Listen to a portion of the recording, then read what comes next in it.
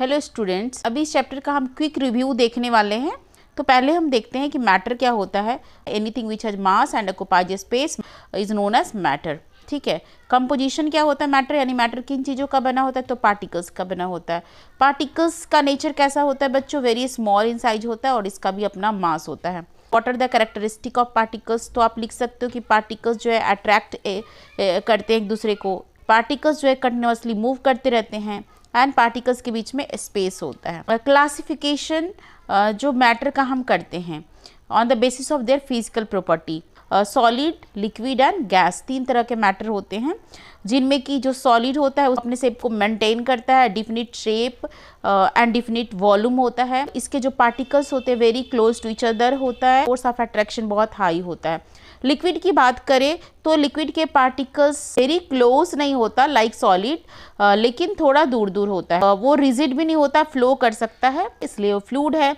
Gases के particle की बात करें तो इनके पार्टिकल्स के बीच में काफ़ी स्पेस होता है, far away from each other होते हैं, force of attraction very less होता है एंड गैसेस के पार्टिकल्स हाईली कंप्रेसिबल होते हैं। चेंज ऑफ स्टेट, किस तरीके से जो एक स्टेट से दूसरे स्टेट में हम मैटर को चेंज कर सकते हैं।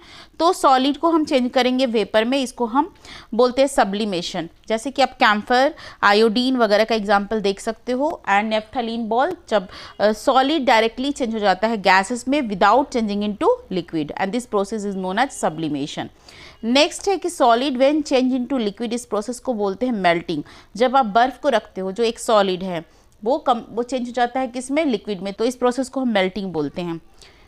एंड इसके लिए क्या रिस्पॉन्सिबल होता है, इंक्रीज इन टेम्परेचर, यानी आइस जब वो था तो कहाँ था, फ्रीज में आइस होता है, जब उससे बाहर निकालते हैं तो लिक्विड बन जाता है, यानी कि टेम्परेचर चेंज होने से काइनेटिक एनर्जी चेंज होता है, पार्टिकल्स की काइनेटिक एनर्जी इंक्रीज कर जाते हैं एंड देन जो है solid change into liquid. Evaporation, evaporation किसे कहते हैं कि जब लिक्विड चेंज होता है वेपर में, यानी जब लिक्विड को आप छोड़ देते हो एंड लिक्विड के पार्टिकल्स क्या होते हैं, गैस बन जाते हैं, उसको हम बोलते हैं एवोपोरेशन। और एक क्वेश्चन इसके अंदर था कि एवोपोरेशन एंड बॉइलिंग में क्या डिफरेंसेस होता है, वो भी हमने डिस्कस किया था कि एवोपोरेशन जो है एवरी टेम्परेचर पे हो सकता है, जबकि बॉइलिंग एक फिक्स टेम्परेचर पे होता है। एवोपोरेशन जो है सरफेस फिनोमेना है, जबकि बॉइलिंग जो है वो एक बल्क फिनोमेना है। ठीक है। एवोपोरेशन नेचुरल प्रोसेस है, बॉइलिंग मैनमेड प्रोसेस है।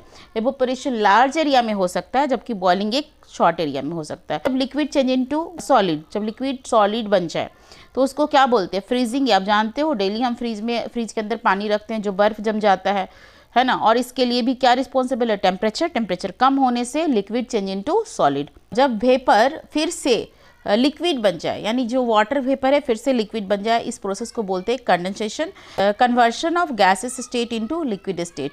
एंड ये अकर होता है when pressure of a vapour become equal to maximum pressure of a liquid at that temperature. Latent heat of fusion and latent heat of vaporisation.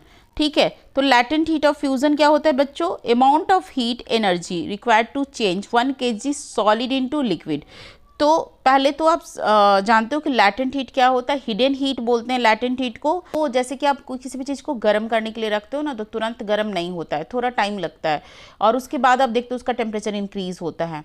आप एकदम chilled water लो और उसका temperature को measure करो तो 0 डिग्री है, और बर्फ़ लो उसका भी टेम्परेचर 0 डिग्री है। तो ऐसा क्यों हो रहा है कि पानी का भी टेम्परेचर 0 डिग्री है, बर्फ़ का भी टेम्परेचर 0 डिग्री है। बर्फ़ से पानी बनने में, यानी कि जो सॉलिड है, बर्फ़ आइस क्या है, सॉलिड है, और उसे पानी बनने में जितना हीट लगा है ना, लेकिन वो हीट क्या है, थर्मामीटर में शो नहीं हो रहा है ना, लेकिन वो हीट यूज हुआ है, इसी को बोलते हैं लैटेंट हीट। क्योंकि यहाँ पे फ्यूजन प्रोसेस हो रहा है, इसलिए इसको बोलते हैं लैटेंट हीट ऑफ फ्यूजन।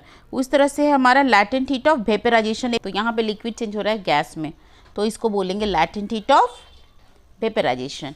और जब सॉलिड चेंज होगा लिक्विड में तो इसको बोलेंगे लैटेंट हीट ऑफ फ्यूजन। ठीक है। और इसी के साथ जो है चैप्टर का हमने क्विक रिव्यू दे दिया है।